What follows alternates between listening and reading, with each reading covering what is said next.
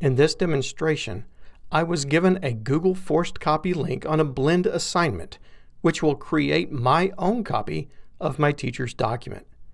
Clicking this link will give me the option to make a copy. This copy is now in my Google Drive. As soon as the doc opens, I will replace "copy of" with my name so the teacher knows it belongs to me. Now I need to click the Share button to give my teacher access to this doc.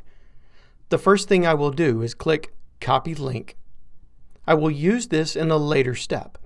Second, I will type my teacher's name and locate it in the list that pops up. Clicking on my teacher's name will give him rights to this doc. The third step is very important. Uncheck Notify People so my teacher won't get an email from me. Once all three things are done, click Share to finish. I copied the URL to my document, and now I need to give that to my teacher in my Blend assignment.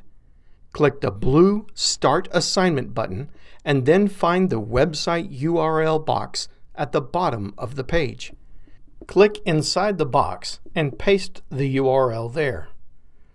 I also like to add a short comment to help my teacher mentally prepare for my work.